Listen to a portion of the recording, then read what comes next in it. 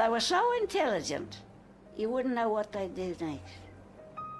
If a whale came into the bay and a killer saw it, that he would go to the mouth of the river and he would tail flop. Make a noise at the bar and Dad would hear it. He'd wake and he'd wake him. Oh, well, you know, they'd bash their tail down on the water like a rifle shot. That's extraordinary, isn't it? It's unbelievable. It was more or less a prearranged signal. The killers knew what to do to alert them, and the whalers knew what the alert meant. It's interesting, where the killer whales alerted the people is not where the whale chase was happening, often miles out to sea, but the killer whales went right to the Davidsons' front door, literally. You can't say, oh, it was just accidental that they swam 10 kilometres away from where a hunt was. You can imagine the mindset of the killers. We've done our part. Get out and get stuck into it. There's a whale out there for you to catch. We're all here.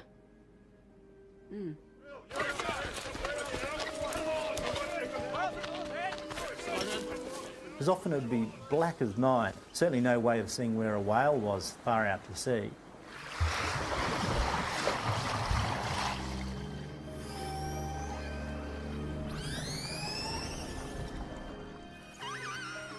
It was unique in the world that they could go out whaling at night. The only reason they could go whaling at night is that the killer whales were leading them out.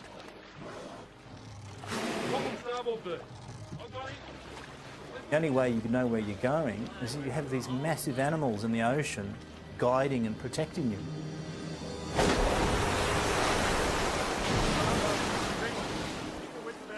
It would have been a kind of a terrifying, amazing experience, being out in a freezing cold winter night. You'd lose track of the shore, it would have been a fog. If the people lost track of the killer whales who were leading them, they'd whack the surface of the sea with their oars.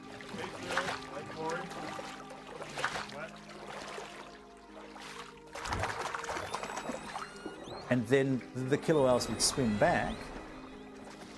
The killer whales are looking after the people, making sure that the people are following them, helping the people find the way to the hunt. There he is over there. They didn't try to kill it in the night. They wait until daylight and then chase it. One of the key features of killer whales, hunting whales, is the use of shallow water. The best escape a baleen whale has from killer whales is to dive, because they can dive to a much greater depth and stay underwater for much longer than a killer whale can. Looking at Twofold Bay, you can see it's a relatively large bay, which means that a baleen whale is more likely to go in it, not to feel that it's going to be trapped, and yet it is actually a very good trap. It's a perfect spot to catch whales. Now, this is an account by David Steed, and here he's describing the killer whales' hunting strategies and operations in Eden. Here he says, the plan of operations of the killers is worked out with wonderful intelligence. They station themselves in strategic positions for the cutting off of the whale's retreat. We may call that movement number 1. They then begin to harry the whale from all sides, meanwhile working it gradually into the shallow water, rushing at it with great ferocity, leaping out of the water and crashing down on the whale's body, and doing everything possible to wear the poor beast out.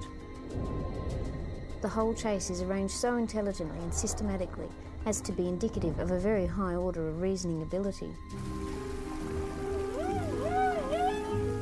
Danielle believes that Europeans were not the first humans in Eden to think that the killer whales helped them to catch baleen whales.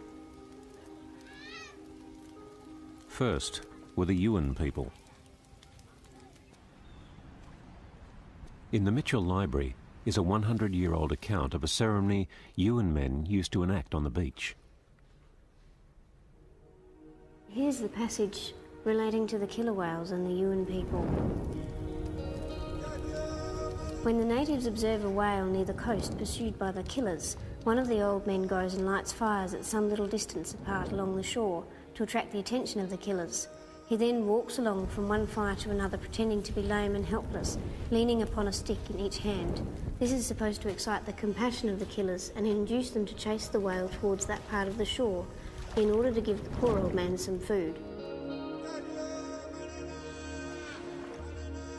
So it was all about eliciting the sympathy of the killer whales and encouraging them to help him. When Europeans began whaling in Eden, Yuin men soon joined the crews of the whaling boats.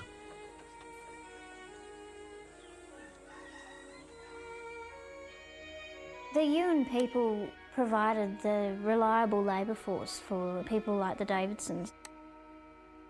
They were particularly prized in the whaling industry because they were excellent at harpooning and boat handling skills, even though they're not a maritime culture as such.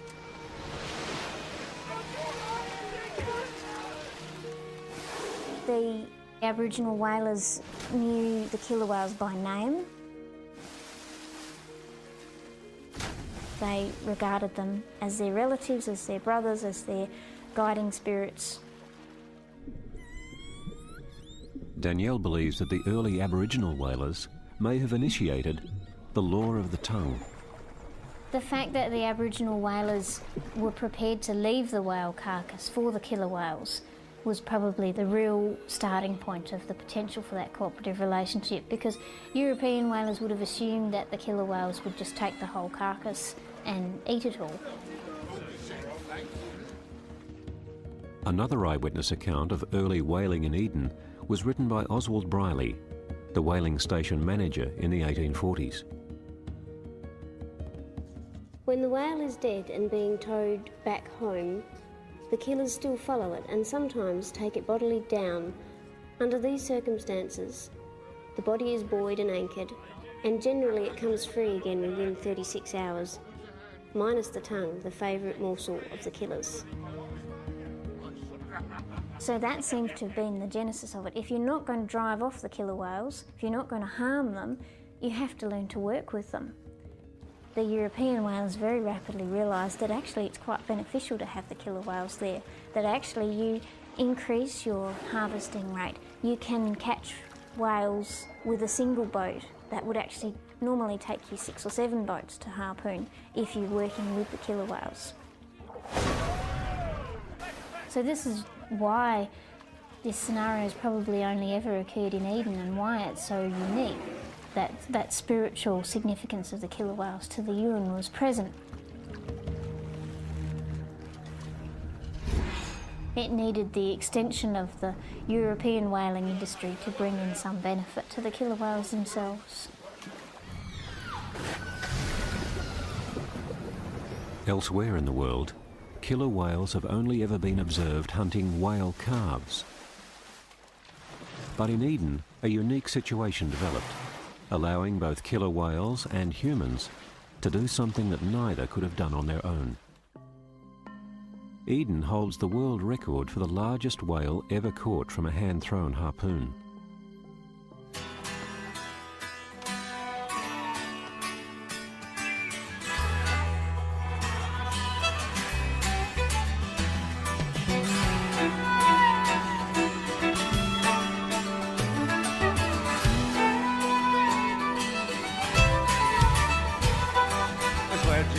There's a bay down south full of dolphin and billowing sail.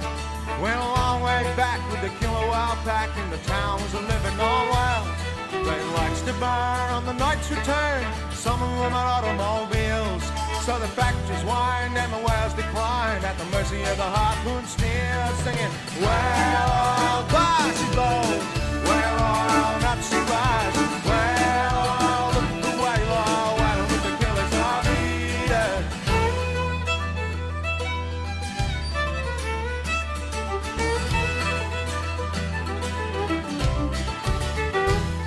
As the story goes, from one knows that the killers have committed the